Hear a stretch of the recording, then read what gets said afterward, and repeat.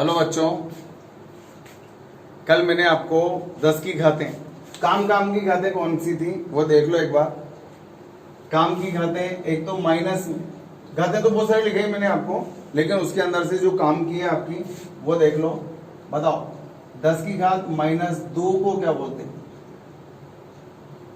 Senti. और इसका symbol क्या है? सी, सेंटी। 10 की घात -3 को क्या बोला? मिली, स्मॉल एम। 10 की घात -6 को माइक्रो। 10 की घात -9 को नैनो। 10 की घात -12 को पीको। सिर्फ ये 5 माइनस वाली घातें आपको काम में आएंगी और खूब काम में आएंगी, केवल ये 5। साथ में अब इसके अलावा आपको धनात्मक घातें भी काम में लेनी है। 10 की घात 3 को किलो। 10 की घात 6 को, दिमाग में आने दो आंसर, और 10 की घात 12 को बताओ क्या क्या बोलेंगे? बताया था यार मैंने। किलो को बोलते हैं कैपिटल के, इसको बोलते हैं मेगा, मेगा को कैपिटल एम। आ रहा है दिमाग में? आ रहा है?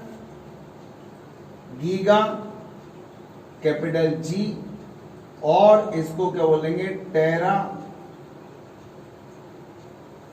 कल की क्लास अपलोड होने में बहुत लंबा समय निकल गया, कल बहुत लेट हो गए थे, कल कुछ नेटवर्क इश्यूज भी थे और मैं भी दिन में तो अपलोड कर नहीं पाया, और फिर जब तो वो उसको अपलोडिंग में बहुत टाइम लग गया, तो कल की क्लास आपकी लेट अपलोड हुई। बहुत सारे बच्चे आप लोगों में से ऐसे हैं जो सिर्फ वीडियो पे ही पढ़ते हैं, केवल वीडियो पे। लेकिन मैं उनसे बोलूंगा यार, इसमें मैं इतनी मेहनत करता हूँ, जूम पे पढ़ा करो यार। जूम पे पढ़ने, लाइव क्लास की बात अलग होती है भाई, वीडियो में पढ़ना और जूम पे पढ़ने में अंतर है। हालांकि पूरा वीडियो वही होता है, समझने वाले उसमें भी समझ लेते हैं, लेकिन इससे क्या एक शेड्यूल बना रहता है कि हाँ इस वक्त पढ़ना है आपको। चलो इधर देखो, मैंने आपको 3 लेवल के क्वेश्चंस बताए थे इसमें, 3 लेवल से उसके अंदर, इनको बोलते हैं प्रीफिक्स। आपने हिंदी में पढ़े होंगे, वो क्या बोलते हैं उसको, उपसर्ग और प्रत्यय। तो ये उपसर्ग है आपके लिए, उपसर्ग। उपसर्ग मतलब जो आगे लगते हैं, जैसे मीटर के आगे ये लग गया सेंटी, तो क्या बन गया? सेंटीमीटर बन गया। मीटर के आगे मिली लग गया तो मिलीमीटर बन गया, ठीक है ना। मीटर के आगे माइक्रो बन गया तो माइक्रोमीटर बन गया, जिसको आप माइक्रोन्स भी कहते हैं। अब मान लो मीटर के आगे नैनो लग गया तो नैनोमीटर बन गया, पिकोमीटर बन गया। इस तरह से जैसे मीटर के आगे किलो लग गया, आगे लगते हैं, उपसर्ग आगे लगते हैं हमेशा। तो मीटर के आगे किलो लग गया तो किलोमीटर बन गया, इस तरह से। तो ये सब उपसर्ग हैं और मैंने आपको इनको सॉल्व करना सिखाया था कल। 3 लेवल के क्वेश्चंस बताए थे। जिन्होंने कल की क्लास नहीं पढ़ी वो वीडियो देख लेना, वीडियो मैंने अपलोड कर दिया, रात को 10 बजे करीब अपलोड हुआ है वो पूरा, ठीक है। अब देखो, आज हम पढ़ेंगे इसके अंदर मात्रक का और न्यूमेरिकल्स, न्यूमेरिकल वैल्यू जो होती है इसकी।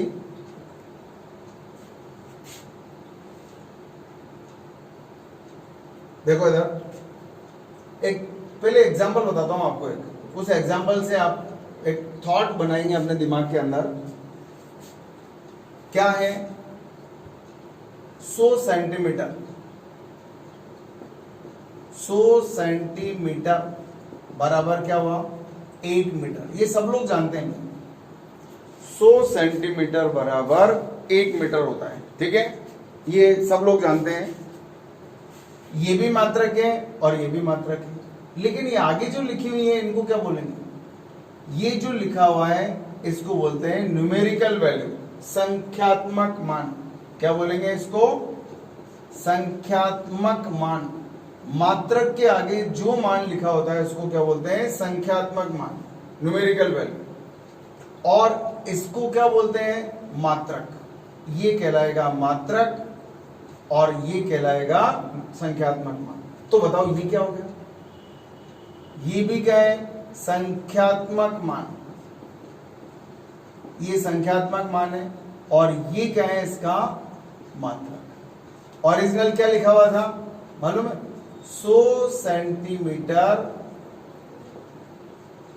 बराबर 1 मीटर। ठीक है, 100 सेंटीमीटर बराबर 1 मीटर सब लोग जानते हैं। मैंने ऐसा एग्जांपल लिया है जो सबको पहले से पता है। अब इसको बोलते हैं संख्यात्मक मान, न्यूमेरिकल वैल्यू, और ये इसकी यूनिट है। ये इस मात्रक का संख्यात्मक मान है और ये मात्रक है। तो आपको दोनों चीजों को पढ़ना, दोनों के बीच में बराबर का चिन्ह लगा है। ये बराबर का चिन्ह आपसे कुछ कहता है, अब उसी को आपको सुनना है। मान लो इस संख्यात्मक मान को n1 लिख दिया और इस मात्रक को u1 लिख दिया। इस संख्यात्मक मान को देखो ये अलग है, इसको n2 लिख दिया और इस मात्रक को u2 लिख दिया। बताओ क्या ऐसा लिख सकता हूं, n1 u1 बराबर n2 u2 लिख सकता हूं, ऐसा लिख सकते हैं ना, ऐसा n1 u1 बराबर n2 u2। अगर मान लो मैं n2 को इधर ले आऊं तो क्या आएगा, n1 अपॉन n2 बराबर u2 अपॉन u1। कुछ इधर में कुछ अंतर देख रहे हो, इधर 1/2 है और इधर 2/1 है। आपने पढ़ा है क्योंकि y प्रोपोर्शनल टू x, तो बताओ y1 अपॉन y2 बराबर क्या लिखो।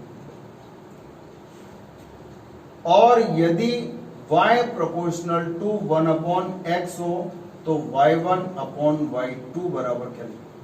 मुझे दोनों के आंसर्स निकाल करके बताओ, बता सकते हो। y प्रोपोर्शनल टू x और y प्रोपोर्शनल टू 1/x, अंतर है दोनों में। y प्रोपोर्शनल टू x तो y1 अपॉन y2 बराबर क्या आएगा, y प्रोपोर्शनल टू 1/x। इसको बोलते हैं व्युत्क्रमानुपाती और इसको बोलते हैं समानुपाती। ये है समानुपाती और ये है व्युत्क्रमानुपाती। तो मैंने आपको बताया था अगर समानुपाती है इसका मतलब समान अनुपात, इधर का अनुपात और इधर का अनुपात समान होना चाहिए। समानुपाती का मतलब समझ में आ रहा है ना, समानुपाती का मतलब दोनों तरफ के अनुपात बराबर, y1 अपॉन y2 बराबर x1 अपॉन x2। देखो दोनों तरफ के अनुपात समान है, इधर y1 अपॉन y2 लिखा है तो इधर x1 अपॉन x2 आ गया। समानुपाती y प्रोपोर्शनल टू x। ये क्या है, व्युत्क्रमानुपाती। व्युत्क्रमानुपाती का मतलब उल्टा अनुपाती, इधर उल्टा है, देखो इधर सीधा है इधर उल्टा है। व्युत्क्रमानुपाती इनवर्सली प्रोपोर्शनल। व्युत्क्रमानुपाती का मतलब इधर का अनुपात और इधर का अनुपात उल्टा आएगा, तो आप इधर क्या लिखेंगे, x2 upon x1। y1 upon y2 बराबर क्या लिखेंगे। अगर मैं यहाँ y2 अपॉन y1 लिखता तो इधर उल्टा लिखना पड़ता है, x1 अपॉन x2। अब इधर देखो यहाँ क्या नजर आ रहा है आपको, बोलो बता सकते हो, यहाँ कैसा नजर आ रहा है आपको, समानुपाती या व्युत्क्रमानुपाती, देख रहे हो कुछ। n1 अपॉन n2 इधर उल्टा आ रहा है, u2 अपॉन u1। तो बताओ n प्रोपोर्शनल टू क्या लिखोगे, दिमाग लगाओ, सोचो थोड़ा सा, और सोचने के बाद ही हमें पता चलेगा कि हमने सही सोचा है गलत सोचा है, क्योंकि मैं आंसर बताने वाला हूं अभी। बताओ,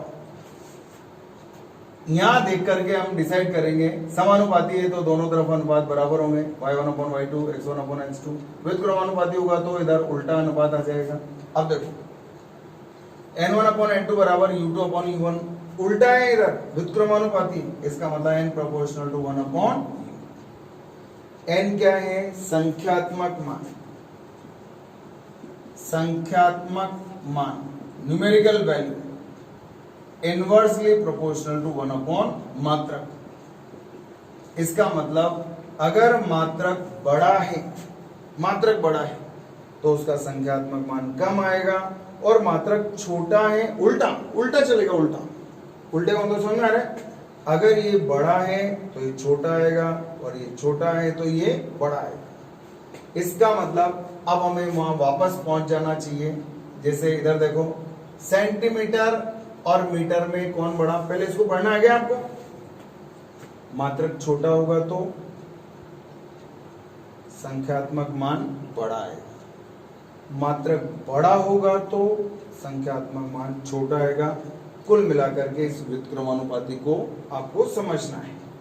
अब देखो, अगर मैं आपसे बोलूं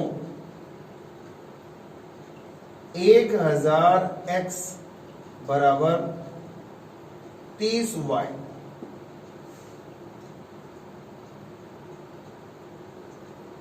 संख्यात्मक मान नजर आ रहे हैं आपको? ये भी मात्रक है और ये भी मात्रक है, ये मात्रक और ये संख्यात्मक मान है। बताओ कौन सा मात्रक बड़ा है और कौन सा मात्रक छोटा है? बता सकता हूं? दोनों में से कौन सा मात्रक बड़ा है और कौन सा छोटा है? कैसे डिसाइड करूंगा बताओ? जिसका संख्यात्मक मान, देखो बता सकते हो, इसका संख्यात्मक मान ज्यादा है, इसका संख्यात्मक मान कम है, तो इसका मतलब ये हुआ संख्यात्मक मान ज्यादा है, इसका मतलब एक मात्रक क्या होगा? छोटा, और ये वाला मात्रक होगा बड़ा। जैसे आप देख लो एग्जाम्पल, ऊपर लिखा है देखो, 100 सेंटीमीटर बराबर 1 मीटर। तो ये संख्यात्मक मान क्या है? ज्यादा है, तो ये मान देखो उल्टा होता है, मात्रक और संख्यात्मक मान हमेशा एक दूसरे के उल्टे होते हैं। तब हमें समझ जाना चाहिए कि ये संख्यात्मक मान ज्यादा है, इसका मतलब इसका जो मात्रक है वो क्या हो गया? छोटा। तो यहां बोलूंगा इसका n ज्यादा है, तो इसका u क्या हो गया? छोटा। इसका n क्या है बताओ? इसका n कम है, तो इसका u क्या हो गया? ज्यादा हो गया।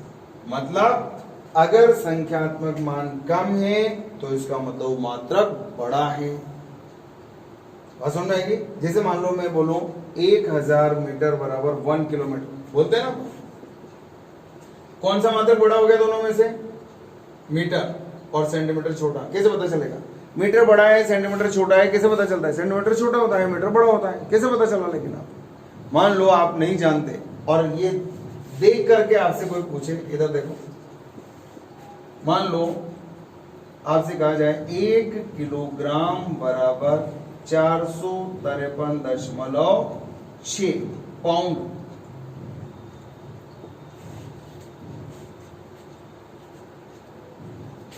एक किलोग्राम में इतने पाउंड होते हैं। बताओ कौन सा मात्रक बड़ा है? बता सकते हो? ये पाउंड को एलबी से लिखते हैं, पाउंड। बताओगे कौन सा मात्रक बड़ा है, कौन सा छोटा है? बता सकते हैं ना? ये बड़ा है या ये बड़ा है? बताओ। 1 किलोग्राम, सॉरी ये गलत है, 2.2 LB इक्वल्स टू 1 किलोग्राम बराबर 2.2 पाउंड। ये होता है 2.2 पाउंड्स के ऑलमोस्ट इक्वल होता है। बताओ पाउंड बड़ा है या किलोग्राम बड़ा? ये संख्यात्मक मान क्या है? छोटा है। छोटा है ना? ये संख्यात्मक मान छोटा है और ये संख्यात्मक मान बड़ा है। तो हम क्या समझे इससे? बताओ क्या समझ में आया? ये संख्यात्मक मान 1, ये संख्यात्मक मान 2.2, ये छोटा, तो इसका मतलब इसका मात्रक बड़ा। जिसका संख्यात्मक मान ज्यादा तो मात्रक कम, मात्रक ज्यादा तो संख्यात्मक मान कम। उल्टा करना है आपको दोनों में से, तो आप समझ सकते हैं किलोग्राम मात्रक पाउंड से बड़ा मात्रक है। बड़ा मात्रक है क्यों? क्योंकि किलोग्राम में संख्यात्मक मान, किलोग्राम में संख्यात्मक मान क्या है? पाउंड से कम है। जिसके अंदर संख्यात्मक मान कम है, इसका मतलब वो मात्रक बड़ा है। बात समझ में आएगी आपको? तो ये आपको समझ जाना चाहिए कि इनमें जो अंतर है, आप सबसे बढ़िया है एक एग्जाम्पल लिख लो, उस एग्जाम्पल से समझ लिया करो। ये एग्जाम्पल है, जैसे मान लो 1 किलोग्राम बराबर 1000 ग्राम। ये हम पहले से जानते हैं, 1 किलोग्राम बराबर 1000 ग्राम, जानते हो? बताओ किलोग्राम बड़ा होता है या ग्राम बड़ा होता है, ये तो सब जानते हैं, लेकिन इस सूत्र से बताना आना चाहिए। बताओ, ग्राम किलोग्राम की तुलना में, बताओ अब क्या लिखना चाहिए? ग्राम किलोग्राम की तुलना में छोटा है बड़ा है? छोटा मात्रक है। क्यों है बताओ? ग्राम छोटा है क्योंकि इसका संख्यात्मक मान बहुत ज्यादा है, और जिसका संख्यात्मक मान ज्यादा होगा उसका मात्रक छोटा होगा, क्योंकि मात्रक और संख्यात्मक मान एक दूसरे के उल्टे होते हैं। तो ये आपको समझ जाना चाहिए। संख्यात्मक मान से हम इस तरह से पहचानेंगे। चाहो तो इसका स्क्रीनशॉट ले लो, ठीक है। अब देखो, इसके बाद इस चीज का हम फायदा उठाएंगे। अब विमाओं से मात्रक बदलना सीखेंगे। कल मैंने आपको मात्रक ये 10 की घातों का उपयोग करके बदलना सिखाया था। आज मैं आपको अलग तरीके से मात्रक चेंज करना सिखाऊंगा।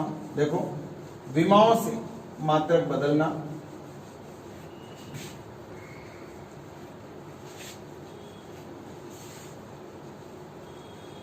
आपको कुछ विमाएं अब याद होना चाहिए। जो भी नई विमा मिले उसको उस पेज में लिख लिया करो। मैंने आपसे बोला था एक पेज ऐसा बना लो जिसके अंदर केवल विमाएं हो और उसको सामने चिपका लो। कोई नई विमा आ जाए, पढ़ते पढ़ते बहुत सारी विमाएं आएंगी, उसके अंदर लिखते जाओ। फिर देखो इधर, विमीय विधि से मात्रक बदलना, और इसका कंसेप्ट वही है जो भी आपने पढ़ा। क्योंकि N1U1 बराबर होता है N2U2, अभी पढ़ा N1U1 बराबर N2। N1 क्या है? संख्यात्मक मान। ये है संख्यात्मक मान, संख्यात्मक मान। और ये क्या था? मात्रक। ये क्या है? संख्यात्मक मान। और ये वाला क्या है? मात्रक। ठीक है। अगर मान लो मुझसे कहा जाए कि 100 और ये सेंटीमीटर दे रहे बराबर कितने मीटर होंगे, ये पूछा जा रहा है, ठीक है। या और ये तो सबको पता है, इसको यूं पूछा जा रहा है कि CGS पद्धति में बल का मात्रक,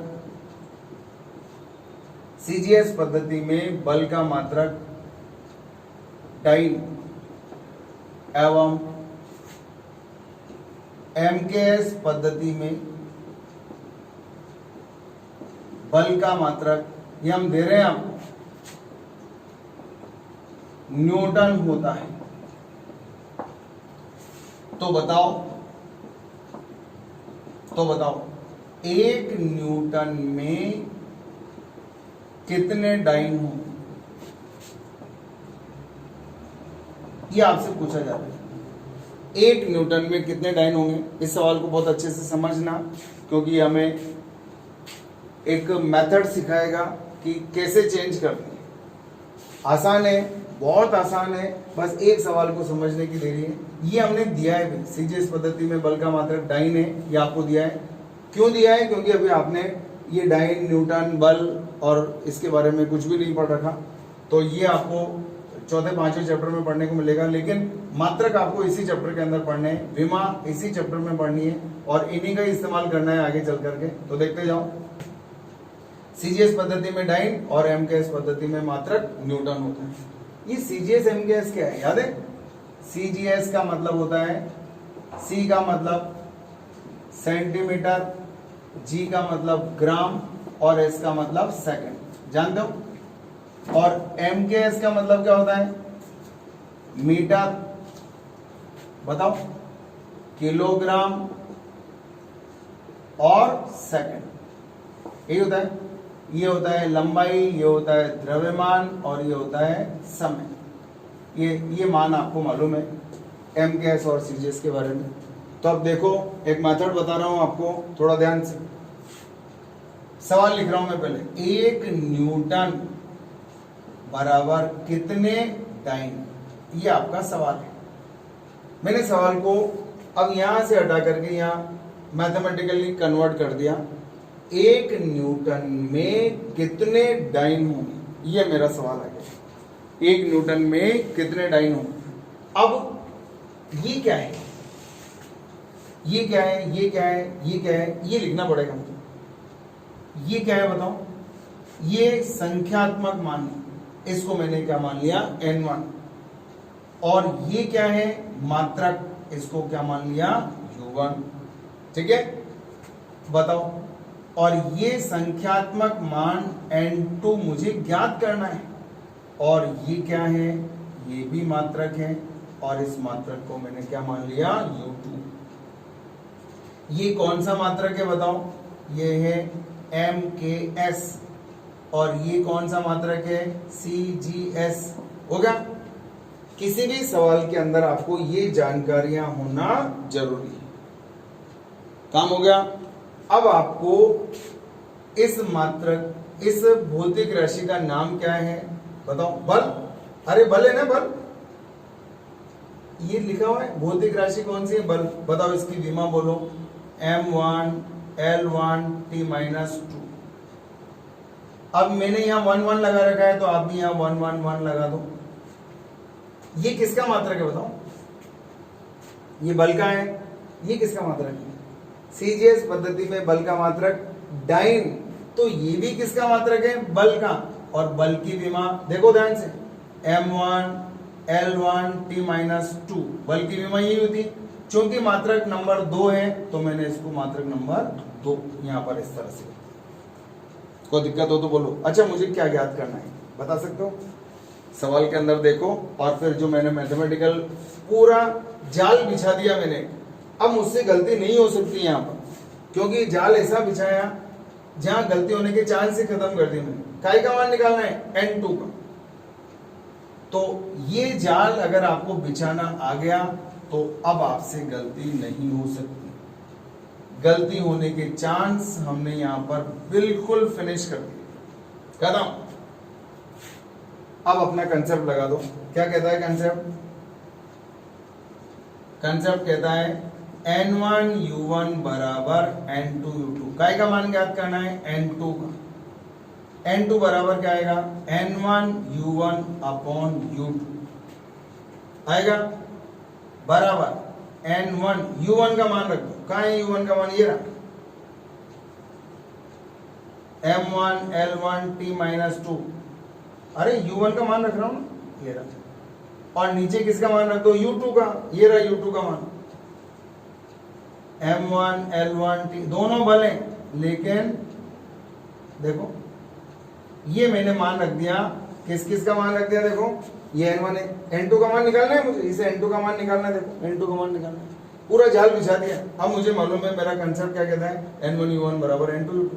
n2 का मान निकालना है तो इसको नीचे ले जाओ, तो n2 बराबर क्या गया n1 u1 अपॉन u2। अब मैं इसको सॉल्व करूंगा, देखो देखो n2 बराबर n1 इंटू, क्या मैं इसको ऐसा लिख सकता हूं m1 अपॉन m2, और इस पूरे की पावर 1। देखो आराम से, इसके ऊपर भी 1, इसके ऊपर भी पावर 1 है। L में आ जाओ, L1 अपॉन L2, और इसकी पावर भी क्या है 1, और T1 अपॉन T2, इसकी पावर कितनी है -2। हो गया काम, आपका आंसर आने की तैयारी कर रहा है भैया। बताओ n1 का मान कितना है, n1 का मान देखो, आपने जो जाल बिछाया है उस जाल में हर सवाल का जवाब है। जब भी कंफ्यूजन हो इस जाल के अंदर प्रवेश करो, हर चीज का जवाब मिलेगा। n1 1, u1 कौन है न्यूटन, 1 न्यूटन में कितने डाइन होंगे ये तो निकालना है, तो n1 का मान आ गया 1। अब m1 ऊपर 1 1 1, बताओ ऊपर जो 1 1 1 है वो कौन सी पद्धति है, MKS। MKS है, देखो 1 1 1 कौन सी पद्धति है, MKS है, तो MKS पद्धति में लिख दो, सारे मान रख दो। ये क्या है बताओ, किलोग्राम, किलोग्राम। बताओ ऊपर लंबाई काय में मीटर, और इधर क्या है सेकंड, ऊपर -2 1 1 और नीचे क्या है बताओ, नीचे 2 वाले 2 2 2 और ये 2 2 2 कौन सी पद्धति है, सीजीएस। पहले कौन सी थी, 1 वाली एमकेएस और 2 वाली सीजीएस। तो बताओ इसमें सीजीएस लिखूंगा और सीजीएस मात्रक कौन सा है बताओ, बताओ एम का सीजीएस मात्रक कौन सा है, ग्राम मीटर की, बताओ नीचे बताओ। L2 लंबाई, लंबाई की जगह सेंटीमीटर और ये क्या है सेकंड। गलती होने का सवाल ही पैदा नहीं होता। N2 बराबर 1, ग्राम से ग्राम काट दो, क्या बच गया किलो, अरे बच गया ना यार, क्या बच गया किलो की पावर 1। मीटर से मीटर कट गया, क्या बच गया 1/सेंटी, बच गया ना। मान रख दो डायरेक्ट, चलो मान ही रख देता हूं यार आपको, ताकि एक लाइन कम लिखनी पड़ी। बताओ किलो का, एक ग्राम से ग्राम हट गया 10⁻³ बचा, पावर 1 बटा नीचे क्या 1। बताओ मीटर से मीटर कट गया 1/सेंटी, बताया था मैंने आपको। सेंटी का मतलब क्या होता है, सेंटी का मतलब 10⁻²। और ये सेकंड से सेकंड कट गया क्या आया 1। अब आपको मालूम है 1 के ऊपर तो कितनी भी पावर लगा दो, 1 के ऊपर x पावर लगा दो तो भी क्या आएगा 1 के ऊपर खुद जाके बैठ जाओ तो भी क्या आएगा 1 आएगा। 1 के ऊपर कितनी भी पावर लगा दो 1 ही आएगा। आपको याद है सेंटी का मतलब क्या था, सेंटी का मतलब c, इसका मतलब 10⁻²। और किलो का मतलब कितना था याद है, किलो का मतलब था 10⁻3। ये घाते हैं आपको, प्रीफिक्सेस आपको याद होना चाहिए। देखो सॉल्व करो, N2 बराबर 1 × 10⁻3, इसको ऊपर ले जाओ यहाँ पे 10⁻2 और ये 1, इसको सॉल्व करूंगा तो N2 बराबर कितना आया 10⁻5। अब जाल में ये मान रख दो, जाल में रखो, बताओ क्या आएगा। अतः 1 न्यूटन बराबर कितने N2, और इस N2 का मान है 10⁻5 और ये क्या आ गया टाइम। 1 न्यूटन बराबर 10⁻5 टाइम। इसका एक बार स्क्रीनशॉट लो, फिर हम आगे देखते हैं। देखो क्या कर सकते हैं। एक सवाल मैं आपको और बताता हूं, बड़ी तन्मयता से देखना पड़ेगा आपको, देखते रहो बहुत तन्मयता से। क्वेश्चन नंबर 2 विमेय विधि से मात्रक बदल करके बताता हूं। एक और यही तरीका है, इसका उल्टा भी करना है आपको। मान लो ये पूछे एक डाइन में कितने न्यूटन होंगे, तो हम निकाल सकते हैं आराम से, कोई तकलीफ नहीं है, आराम से सॉल्व करेंगे। देखो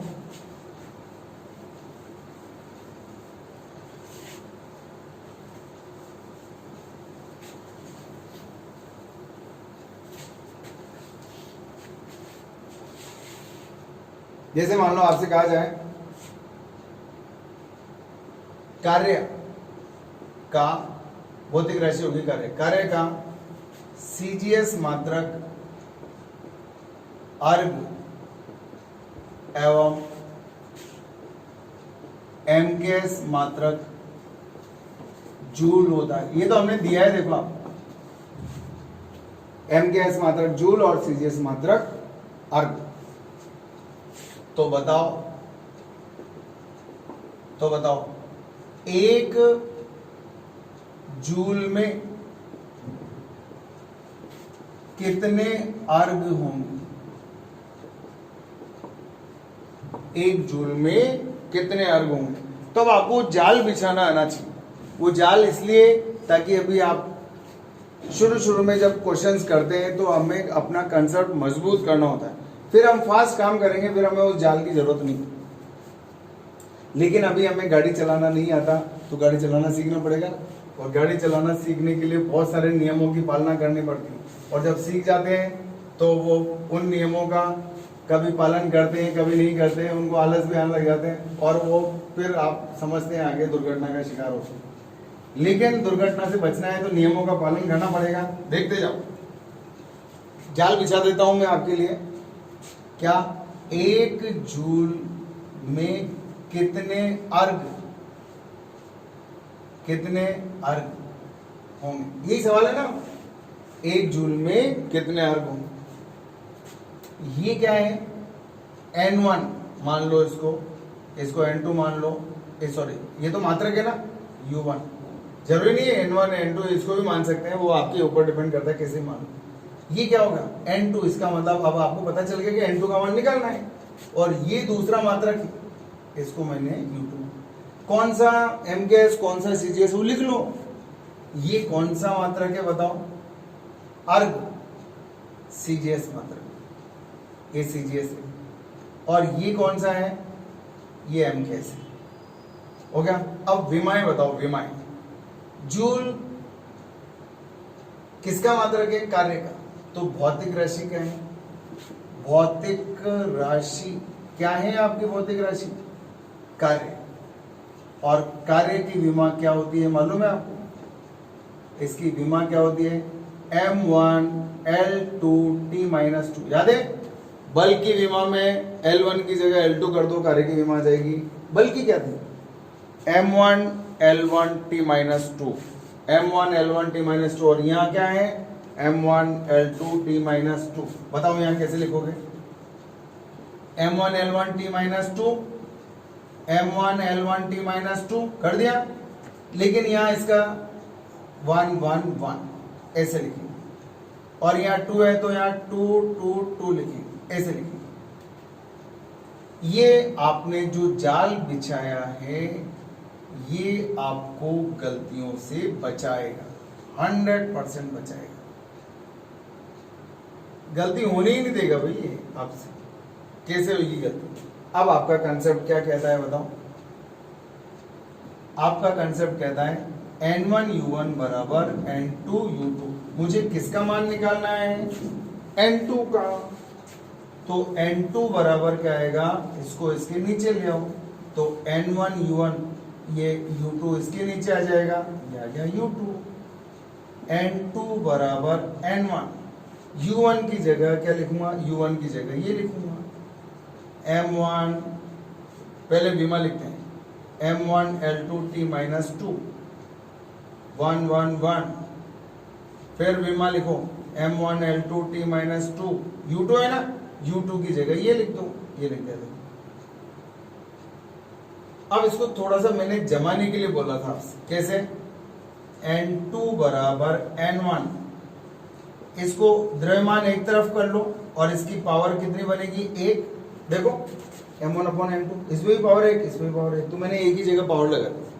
अच्छा L पे बताओ, L पे कितनी पावर लगेगी, 2, और देखो इस पे कितनी पावर लगेगी, -2, लग गया।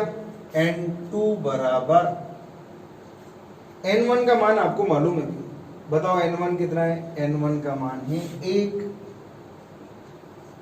अब आ जाओ, इसकी पावर 1, इसकी पावर 2, और इसकी पावर -2, ये बना दिया। ऊपर बताओ क्या है, ऊपर है M1 द्रव्यमान नंबर 1, नंबर 1 कौन सा है, MKS, MKS में द्रव्यमान कौन सा होता है, MKS में द्रव्यमान होता है किलोग्राम, ढूंढोगे, simple simple, very simple, very simple. ये द्रव्यमान M1, M number 1, M number 1 किसका है, MKS का, MKS में द्रव्यमान कौन सा होता है, किलोग्राम, तो मैं यहाँ लिखूंगा किलोग्राम, और नीचे M2 है CGS का, वो क्या है, ग्राम। अब आ जाओ लंबाई, इसमें MKS की लंबाई L1, L1 किसका है, ये रहा, ये किसका है, MKS का, MKS में लंबाई क्या होती है, मीटर, और यहाँ सेंटीमीटर CGS की, और इसमें तो समय तो दोनों क्या है, सेकंड है, ये भी इसमें ले लो सेकंड, इसमें भी ले लो, ये भी एस, ये भी एस, दोनों में सेकंड है। अच्छा बताओ N2 बराबर 1 N2, ग्राम से ग्राम कट गया, किलो का मान कितना होता है, 10 की घात 3, चलो ये लिख दिया मैंने ग्राम, और ये हो गया ग्राम। जानते हो पावर 8 मीटर अपॉन 10 की घात -2 और पावर कितनी है 2 और सेकंड 1 ऐसे कैसे आ गया, ये कट गया 10 की घात 3 घात 1 ये कट गया 1 अपॉन घात 1 गुणा होती है याद है ना, ये घात इससे गुणा होगी 10 की घात -4 गुणा 1 की पावर कितने भी लगाओ, 1 की पावर 10 लगाओ, 1 की पावर 20 लगाओ, -20 लगाओ, कुछ भी लगा दो कोई फर्क नहीं पड़ता। n2 बराबर 10 की घात 3 इसको ऊपर ले जाओ 10 की घात 4 n2 बराबर आ गया 10 की घात 7 मान रख दो और जाल से मुक्ति पाओ। मान रखो क्या 1 जूल बराबर क्वेश्चन मार्क पता चल गया n2 10 की घात 7 क्या हो गया अर्ग जाएगा 1 जूल में 10 की घात 7 अर्ग हो गया। अब ये दोनों सवाल उल्टा काम करेंगे, एक बार स्क्रीनशॉट ले लो और फिर इनको उल्टा सॉल्व करके बताता हूं, ठीक है।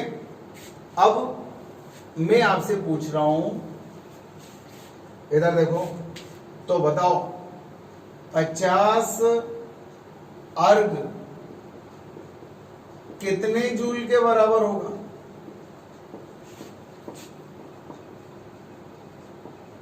50 अर्ग क्वेश्चन है आपका, ये कार्य का सीजीएस मात्रक ये होता है, ये होता है, ये होता है। अब जाल बिछाओ, बिछा दो जाल, बड़ा आसान काम है जाल बिछाने का। कैसे बिछाओगे बताओ? जाल बिछाना भी तो आना चाहिए ना। देखो इधर क्या पूछ रहे हैं, 50 अर्ग ये जाल बिछाया, देखो 50 अर्ग में कितने जूल, ये हो गया मेरा जाल का पहला ताना। 50 अर्ग में कितने जूल होंगे? अब मुझे पता है ये n1 मानूंगा, इसको nu1 मानूंगा, n1 u1 बराबर ये n2 है जिसका मान मैं ज्ञात कर लूंगा, अभी आपको बता दूंगा ज्ञात करके। और ये क्या बन गया u2। ये कौन सा मात्रक है बताओ? अर्ग। अर्ग कौन सा है? CGS मात्रक है।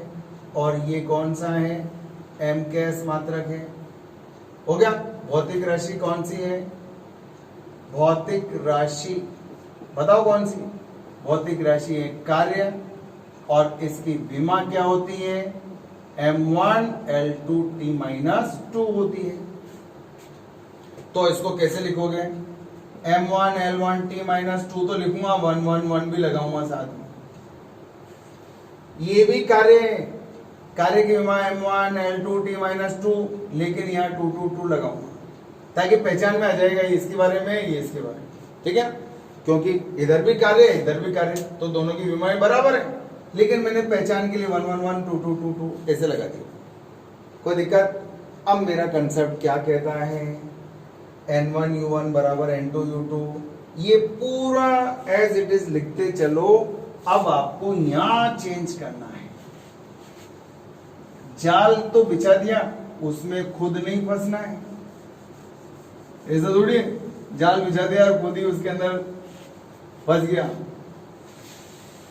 तो देखो कैसे, जाल तो बिछा देंगे भी, खुद थोड़ी फंसेंगे यार। तो देखो क्या है इसका मतलब, n2 बराबर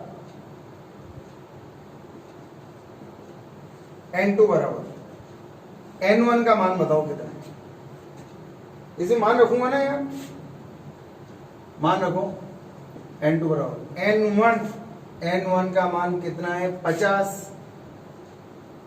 गुणा ऊपर है m1। अब यहां ध्यान से याद रटा मत मारना कि ऊपर किलोग्राम आता है, ऐसा नहीं। m1 किसका है? इसका CGS का है, और CGS में द्रव्यमान क्या होता है? ग्राम। ऊपर ग्राम तो नीचे क्या आ गया? किलोग्राम। पावर कितनी है? 1। अब यहां जाओ L1 पे पहुंच जाओ। L1 कौन सा है? ये रहा।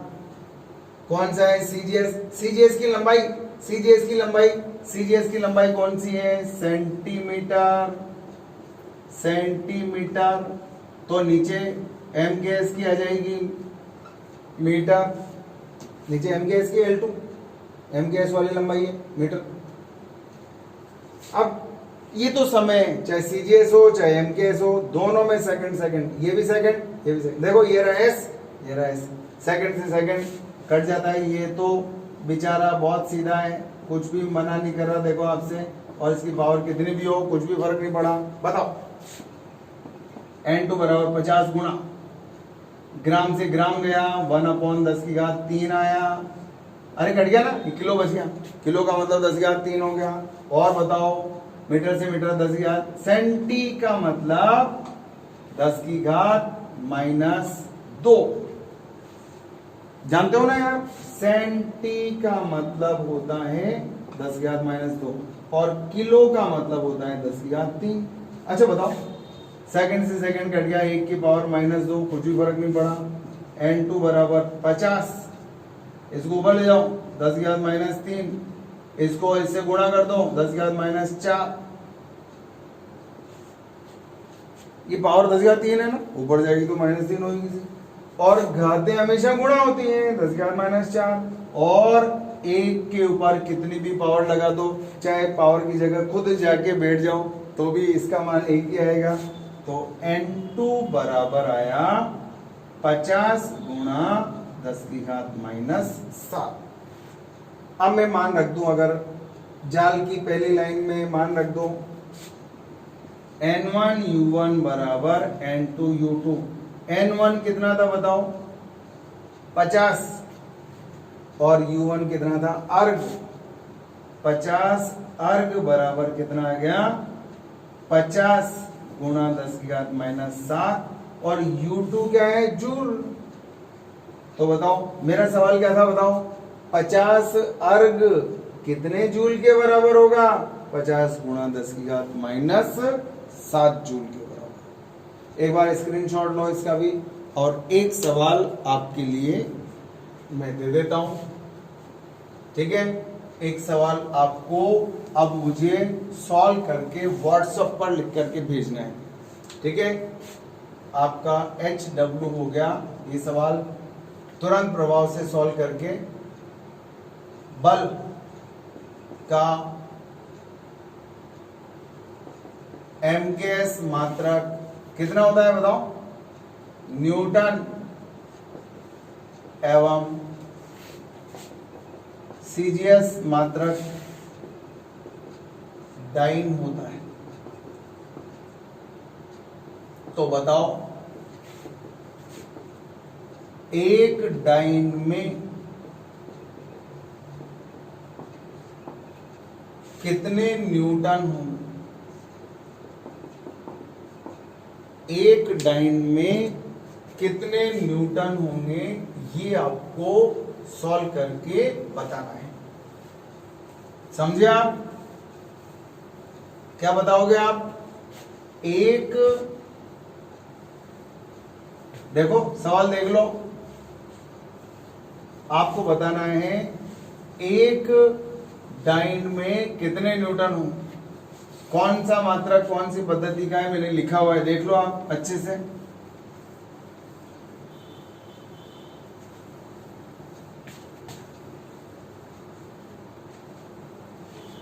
ये आपको पूरा सॉल्व करके और मुझे भेज देना है।